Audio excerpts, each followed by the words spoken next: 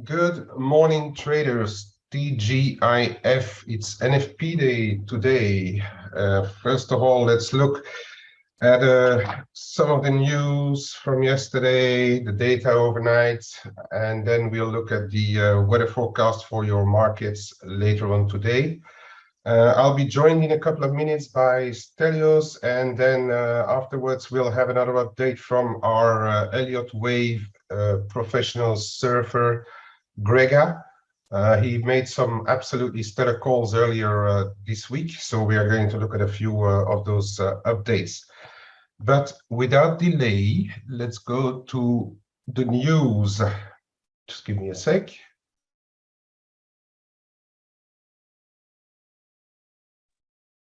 So first of all, there was like a line from the White House last night saying that they are not expecting blockbuster job reports every month. I'm wondering if they are doing a little Trump action where, if we all recall well, he said ahead, an hour and a half ahead of one of the blockbuster labor reports that the numbers would be really good, but I'm not sure.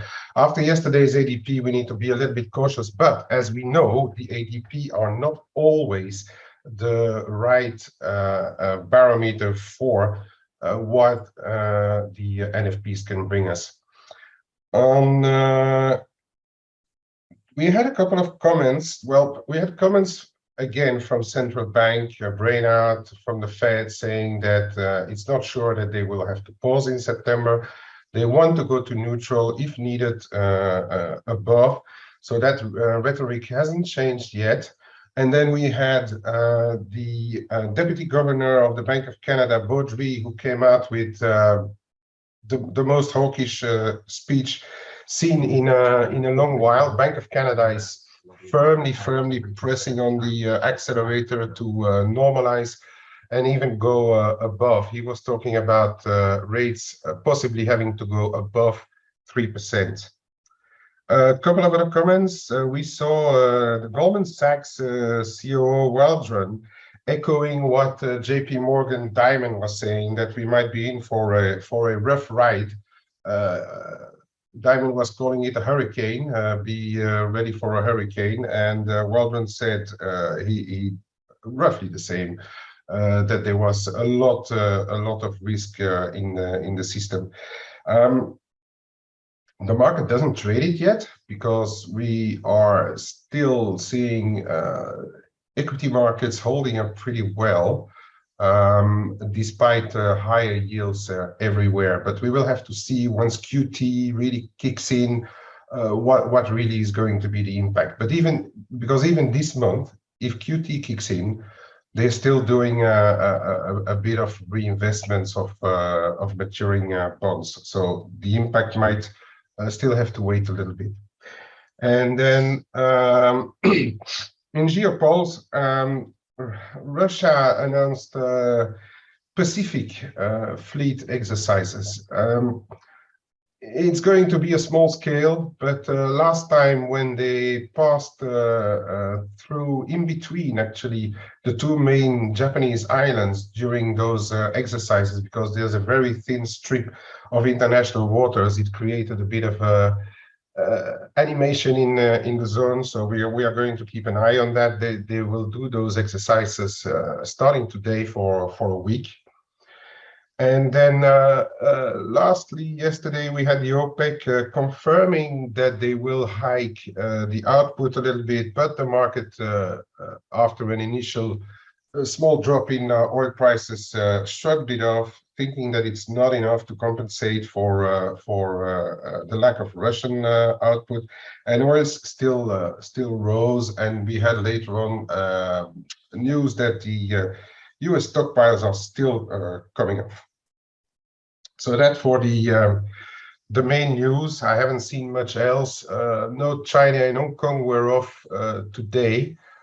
So they didn't participate in the Asian market, so that might explain the relative calmness ahead of the US labor report. So now let's look at a few data. I'm going to change screen.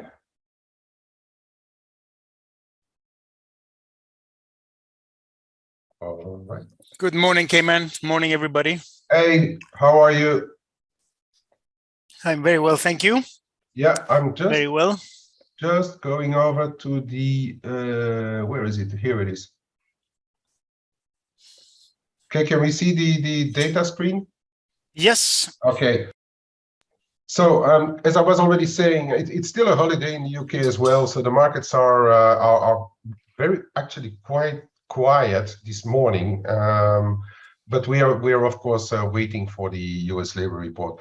And a bit of it's a services PMI day today. We saw the Australian one holding up pretty well. The previous one revised like a full 3 points higher. That's a big revision in my opinion. The Japanese services PMI at a 6 months high, and then the European ones, call them disappointing, just call them like just off what the expectations were. They are a bit slower than the past month, but we are still well above 50s, which is expansion territory. So I wouldn't really go too negative on the euro because of those. And it got compensated by the German trade balance, who showed a surprising rise in exports in April. That really came in as a little bit of a surprise, I'd say. We have to watch those numbers once the economies will reopen, once the full effect of this Russian-Ukrainian war kicks in. There's still a lot of moving parts, but watch these trade data, because these trade data as well are going to be important once economies reopen fuller. And then, of course, what we are expecting is the big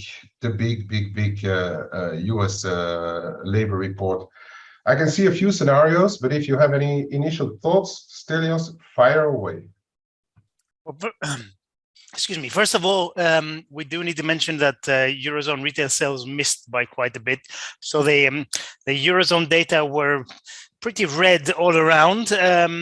And retail sales is, it's a leading indicator. Is not something you want to see turning lower. But I guess that's the same. We saw German retail sales the other day was quite negative as well. So, yeah. That's I guess the natural result of energy prices going up and disposable income going down. We've said it for a while. Now, payrolls. We had the weaker than expected ADP yesterday.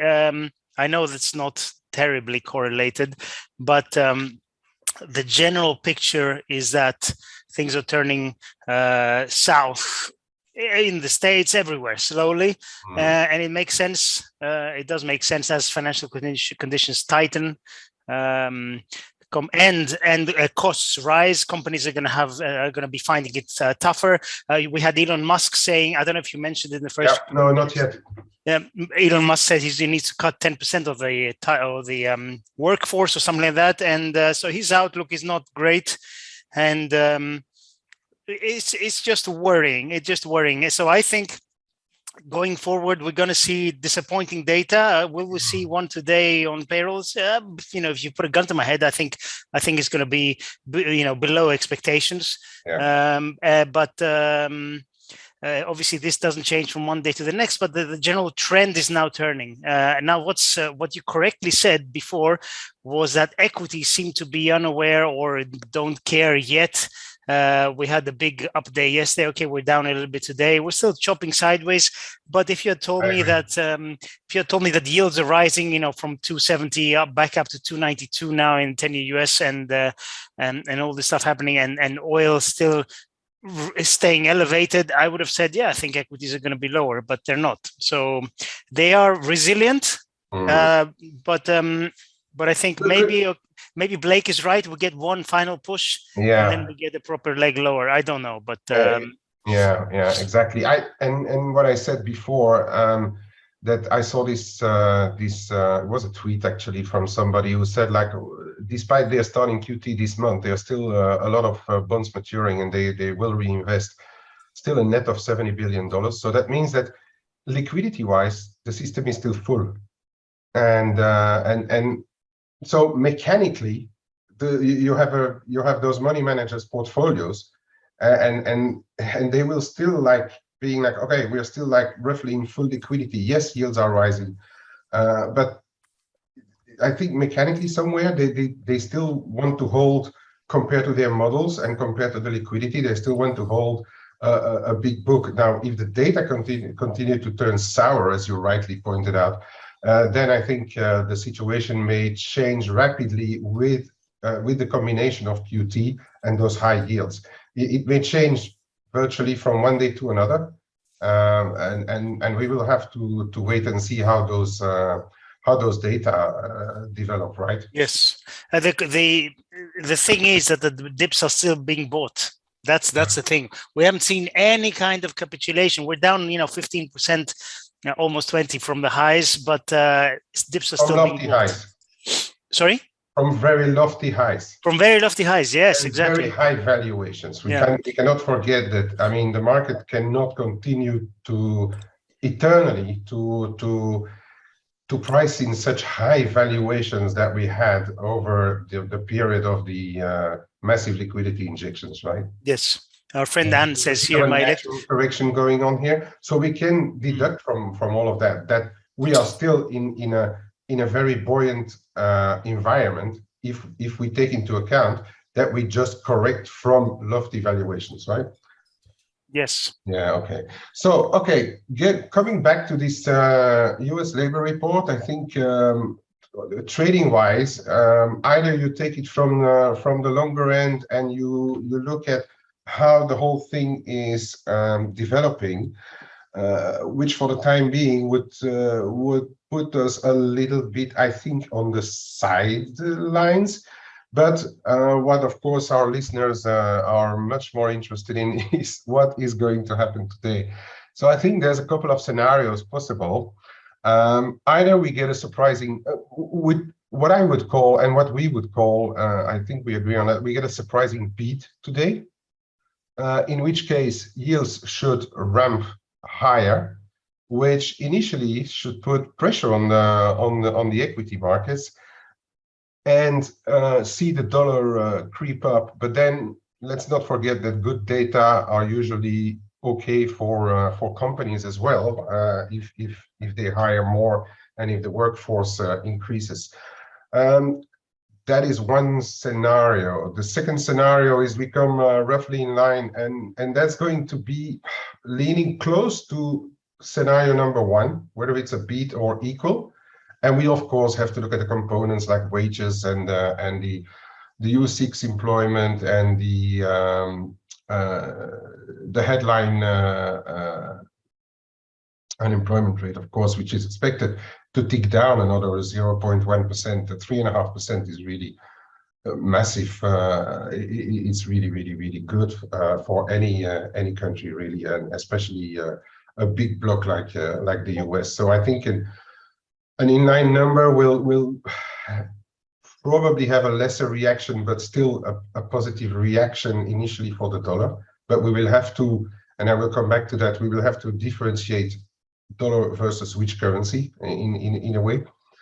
And then lastly, we have the scenario where it misses, where we have a clear miss, where wages don't really go up, where the payrolls come in like under 200K. 200K is widely accepted as being the limit of job creation and destruction. Right now, with the pandemic, it might have changed, but 200K is still like a little bit my benchmark to see whether above 200K, nothing really wrong. Below 200K, we start to talk about a different scenario. So a bad number should send the yields lower in the US, should put some pressure on the dollar, but in turn, as we have seen, that bad news is good news for equities. Equities could tackle that 4,200 again and perhaps even see a quick spike up to 4,300. I don't know whether there are stops above 4,200. There might be, since we capped last time around there.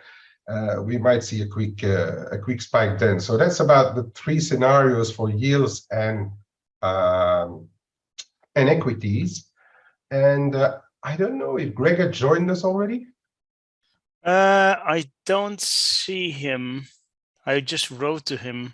on the Okay. chat, just in case. Okay. Yeah, we'll wait for him a few minutes. Actually, it's funny. Some people have been commenting about electricity bills and all that, and there's quite a variety of comments. One of our friends in California is, I can't believe how low that bill was. But anyway, I have to say, here in Greece, they ramped up electricity costs, and our bills went up by over 50% from 1 month to the next. So that was really great. Well, it's the same everywhere here. And they're already preparing us for another hike of the cap in September, I think, or so. It's horrible, right?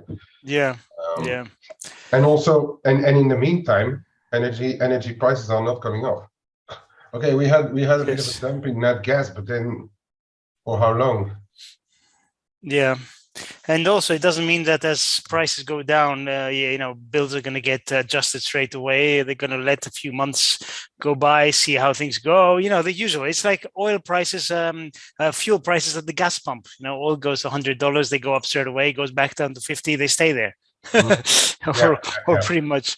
At least that's what they do in this country here. They're clever.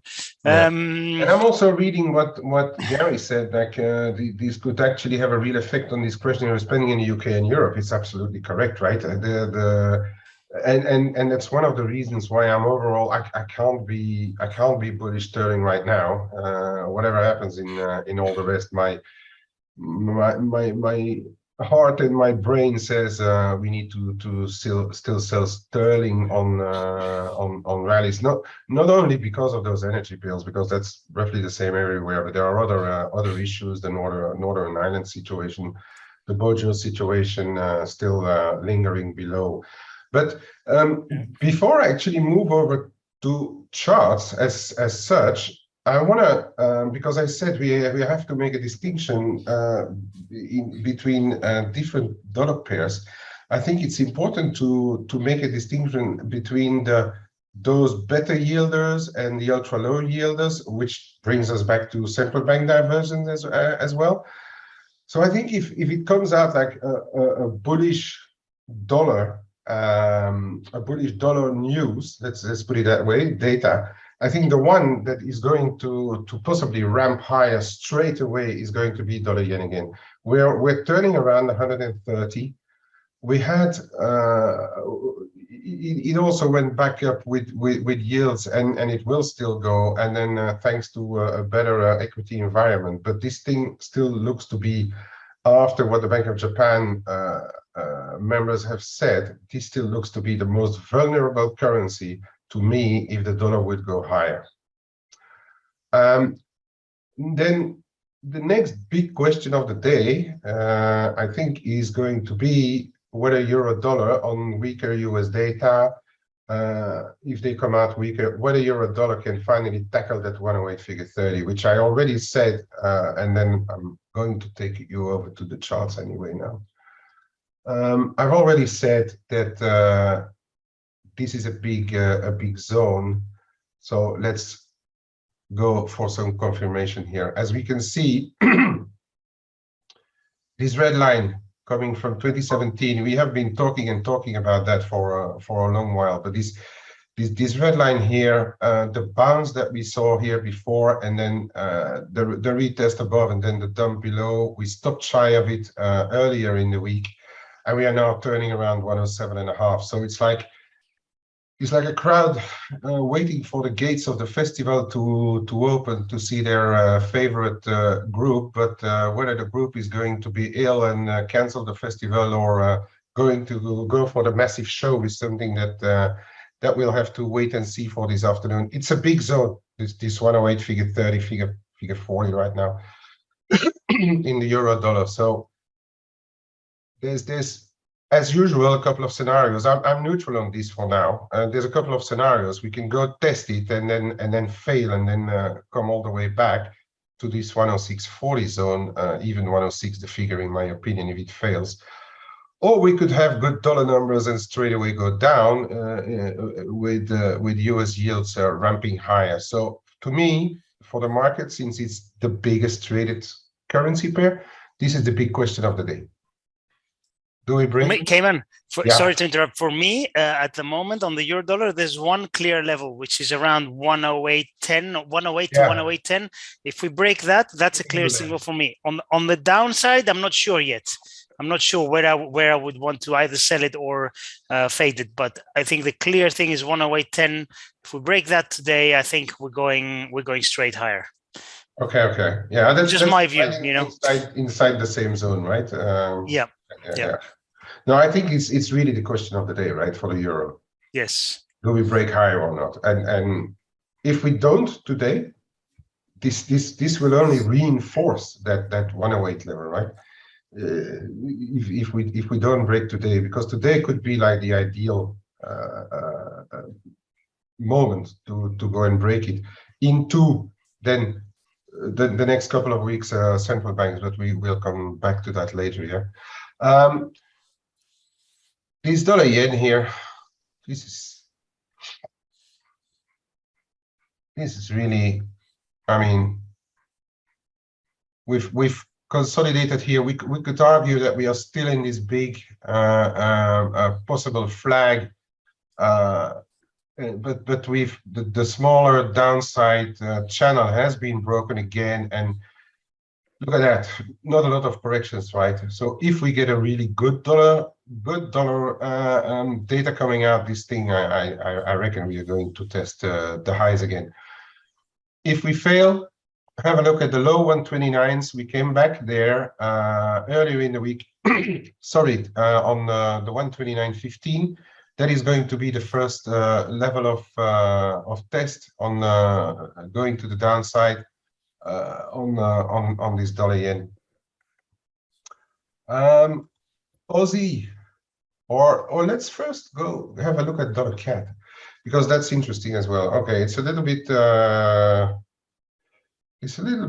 messy, my chart, but the levels here are pretty clear. It's 125.25 to 125.5. That's a support zone. And after yesterday's Baudry's comments, the hawkish Bank of Canada statement, it's not going to need much of a weaker dollar data to put this support zone under pressure. And I'd say if we get then down sub 124.85.90, it might be curtains for dollar CAD for another big figure or two over the more medium term. I'm not saying this is going to happen today.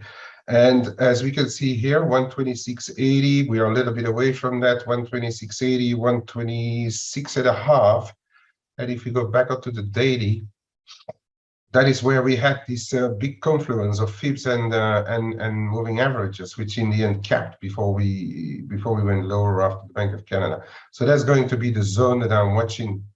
If ever we get a retracement on the dollar CAD higher, on the back of probably an algo reaction on the US data, I think this zone I'd like to fade it really if we get up there. Moving on to another interesting one, talking about M&As. As I said before, I'm not a big fan of M&As, but if we start to see a whole zone of M&As coming together, that might be more interesting. And we have another one here in the Aussie dollar. Aussie dollar has been ramping higher. We're back up to the early May highs right now. There's a bit of resistance here around, call it 73, the figure, and then afterwards 73.40, which was a decent level before. But have a look at this zone. This could be important on the close of the week. If we close the week higher, it keeps the Aussie dollar bullishness completely intact, in my opinion. If in turn we start to close lower than the 72.25, which was already 11 in the past as well, if we close the week below 72.25, we might have seen the biggest of this, let's say, jump and go perhaps more sideways in a too big figure-ish range. It looks like Grega has stuff to do and he won't be able to join. Okay. Then he might join on Face later, but yeah. Okay, I can comment on what he said before as well, because there were a couple of really interesting ones in there. Yes, Gary, I'll do the euro sterling a little bit later. Richard, where am I living? I'm living Southwest England right now. I am Belgian indeed, but I'm living Southwest England right now. I'm enjoying the Costa Inglesa, nice weather. Still, anything else? I'm coming to London tomorrow for 2 days and it's apparently the weather is not too bad today and from Tuesday onwards, but just the 2 days that I'm going to be there, it's going to be raining, which is great. It's going to pour down apparently in Queen's Jubilee weekend. So, and as I told you, right, take time to move from one side to the other in London if you have to move around, because it might be a bit crowded. Okay, so let's move on. And just quickly before I move over to what our viewers are asking about, Kiwi is pretty interesting to me as well around here, around this 65.40 zone. We are turning around, and this might be an interesting one, whether we are above or below on the close. It looks a little bit like the Aussie, of course, because of the Kiwi. Even if it went higher as I expected into the RBA, they are still moving in tandem, roughly, right? Aussie and the Kiwi. Okay, let's move over to this euro sterling that Gary was asking about. It looks as if we finally managed to make a small move outside of this box, but it's still not overly clear, as the viewers may know, and at least the people in the room know. I'm a bit long of this stuff. But we really need to break above this 85, 55, 60, and then the bigger one, which Ryan showed already a good few times, around 86, roughly 86. If 86 breaks, and I think that's a level that you were looking at, Stelios, as well, it should moonshoot to 90, right? Yes, absolutely right. Yeah, I still have a firm bullish bias on this pair, and and any dips, I think it should be bought. Yeah, well, it's a bit of a repeat as well, but it's all about timing and timing and levels. But I think if you can get them here around 84.80 right now in the very short term, or if you're patient enough to wait for low 84s, 84.30, 84.50, it could be a nice risk reward, because we're having a lot of support here. And it's not showing on this chart well, but we're having a lot of support here. Right? It's a big traffic zone here in these low 84s, 83.80. But risk reward, I think it's okay. I'm keeping a core long. It's nothing large, but I like to buy dips, resell a little bit on rallies until we break out. But if it breaks above 86, I'll probably add to my longs.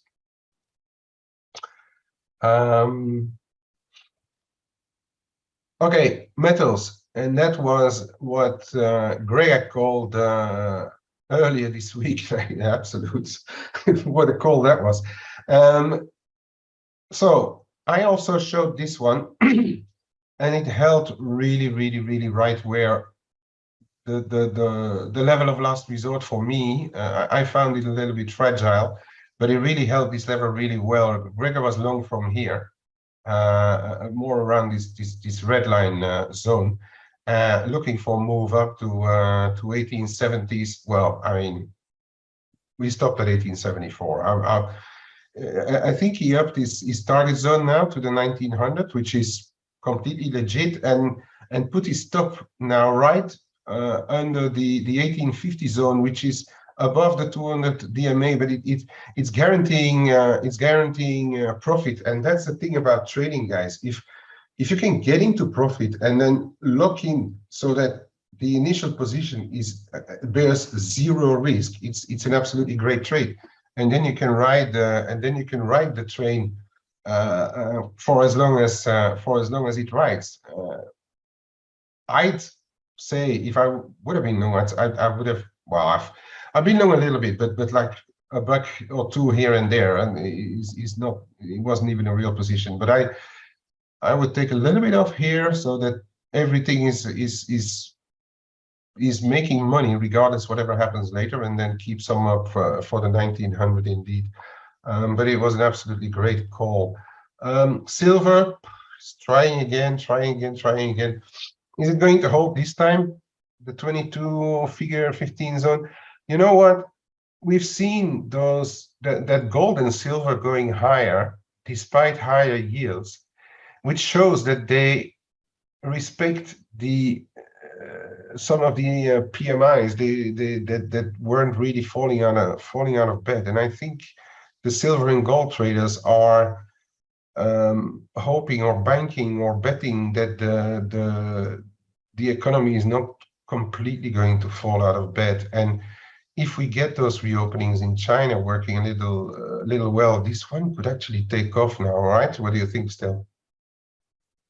I've talked about metals extensively. I think they had a very good day yesterday, but like you said, with yields rising, the short-term effect you expect to be lower. It wasn't, but I'm just going to summarize metals, precious metals, very easily. They're still chopping sideways. I still don't have a brand. Still talking about metals, never. I'm very, very bullish, but I still don't think they're done with this huge consolidation phase. I think the big leg higher is going to start when the Fed effectively tells us that they're near the end of their cycle, or when they do their anticipated 180-degree turn, which they will at some point. But we have to say that they have been underperforming. They've been trading relatively weak, especially silver. So you can't forget that. They've shown weakness in the past months, and I don't see why this will stop at the moment. As I said before, I'm very bullish. I would love to get very, very long, but I have to be patient. So if you're day trading them, that's a different story. But the way I trade them with a very long time horizon, I'm not convinced yet. So, well, let's wait to see what the NFP does today. But really, it's the Fed that's going to be driving that. I'm talking about a proper leg, the proper leg next one, not $10 higher, $10 lower in gold. Yeah. As we can see, in the meantime, we're still in some kind of a broad. Well, it's a big one. No, it's maybe a little bit, but still for the longer termers in a broad channel. And here we could argue that taking any consideration of yields and equity markets or whatever into this play, we could argue that from the 10th of March till the half of May, we could argue that some of this has been impacted by Chinese lockdowns, and that the outlook for the economy for the global economy was worse. So an industrial metal, it's logic that it suffered from it, right? If you look at this kind of move. So the reopenings giving it a little bit of hopium, and now we'll see data from here. Apart from my long-term holdings, I haven't really been. I've tried it once to trade the break, didn't work. I took my few cents loss and on that one, and that's it. But I'm keeping my long-term one, and I will for sure look to add, same as you, still at some point. Yeah. Moving over to the I thought we had need to have a look at emerging markets, and there also Greg had touched upon the dollar MEX earlier in the week, and this resistance zone, this immediate resistance zone that we have here in the 70-73, 70-74 zone, which barring a little stop run capped it totally yesterday and the day before yesterday. And now we are heading back towards the support zone in the 42-44 zone. It looks like those emerging market currencies are still waiting, because we can't forget that we have not where other currencies are already back to pre-pandemic levels. We can't forget that some of those emerging markets are not back yet. And as I was saying earlier in the week, they have a real carry role now. And I've seen a couple of, I don't know if it's a good news, but I've seen a couple of the bigger banks, GS, under which are saying that they also expect emerging markets to do better.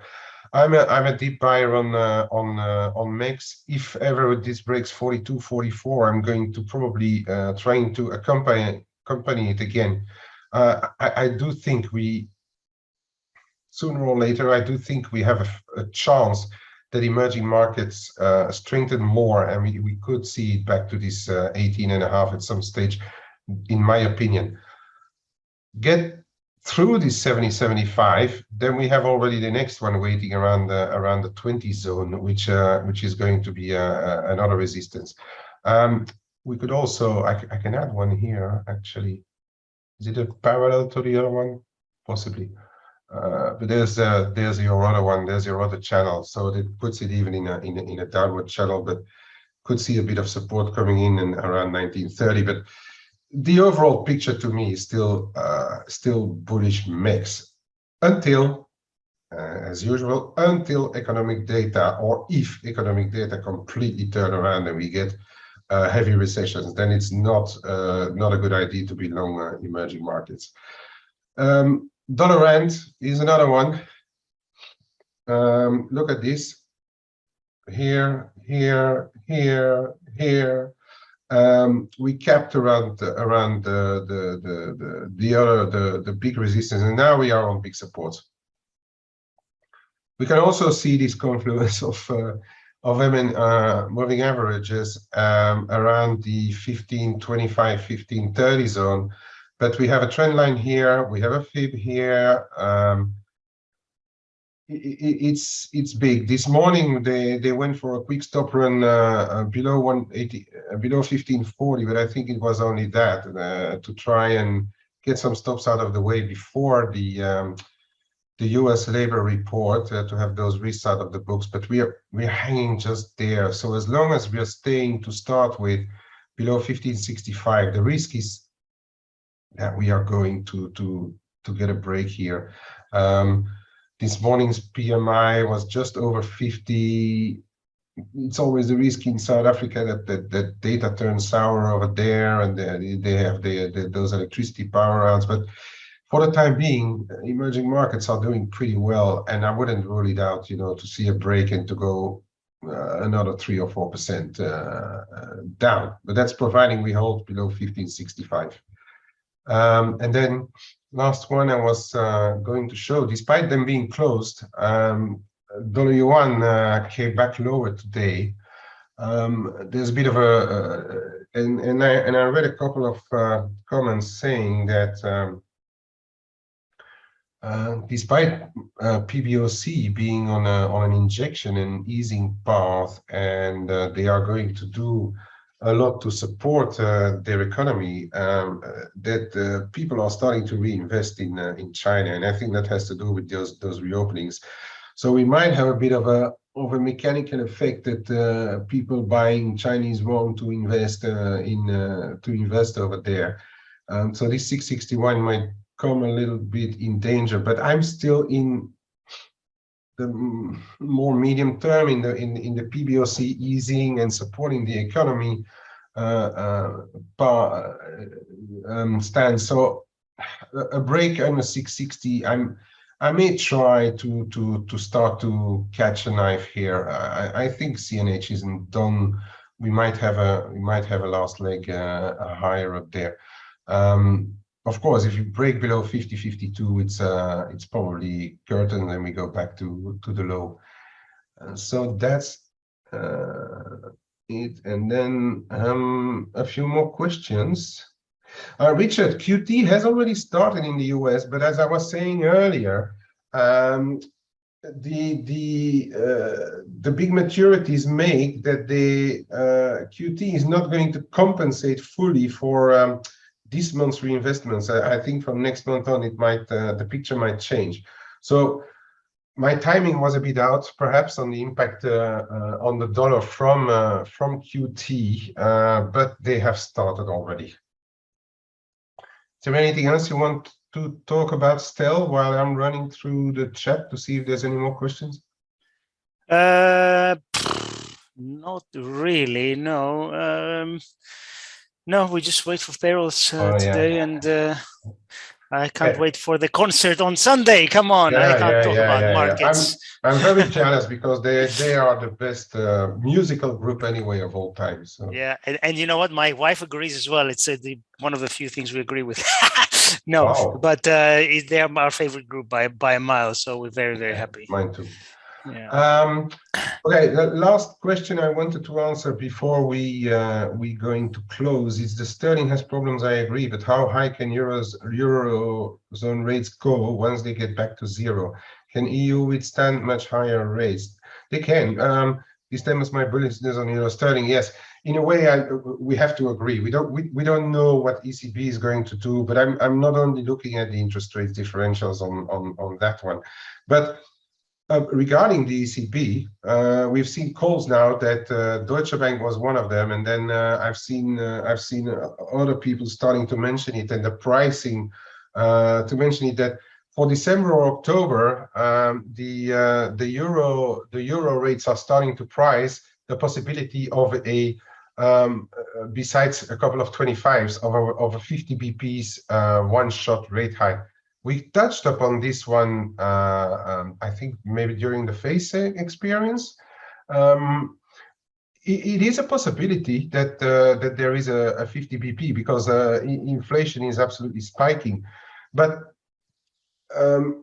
in the meantime, the Bank of England would, of course, also still raise. But to me, it's more like what else is going on in the UK, and de facto ECB. Being a bigger bloc, the catch-up move will, in my opinion, impact euro sterling more positively, even though the UK rates will probably remain higher than European yields. We have to take into account the size of blocks, right? When the dollar bloc does something, it impacts the whole world. When the eurozone bloc does something, it impacts massive markets. So we have to take the size of markets into account as well. Yield differentials are not the whole story in a market. Otherwise, it would be easy. You buy the high yielders and you sell the low yielders at vitam aeternam. But that's not how a market works. So yeah, I agree on the yield stuff. But there is other things at play. Okay, Stelios. Yes, K-Man. I'm wishing you an absolutely great weekend.